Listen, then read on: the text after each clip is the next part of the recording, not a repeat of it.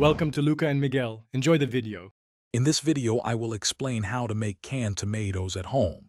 First, select the freshest, ripest tomatoes you can find, ideally from your garden or a local market. Make sure they are free of any soft spots or blemishes. Next, gather all your canning equipment, including clean jars, new lids, and rings. Sterilize your jars and lids by boiling them for at least 10 minutes to ensure a safe canning process. Now let's prepare your beautiful tomatoes. Wash them thoroughly, then core each one. To make peeling easier, blanch the tomatoes in boiling water for about 30 seconds, then immediately transfer them to an ice bath. This quick temperature change helps the skin slip right off. After peeling, you can quarter them and remove any seeds if desired. Remember to add 1 tablespoon of lemon juice to each quart jar for proper acidity.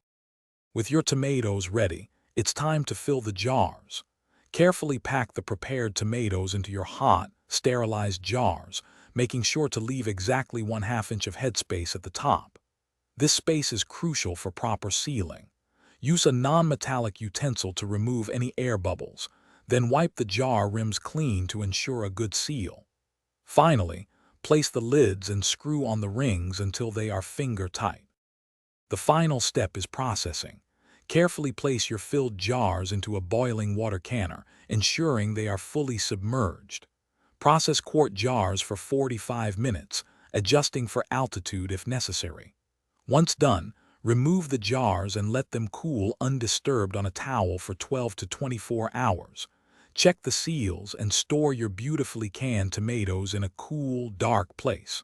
Also, be sure to check the description for a great book on money and other deals you might enjoy. Thanks for watching and please subscribe. It's the best investment you'll ever make.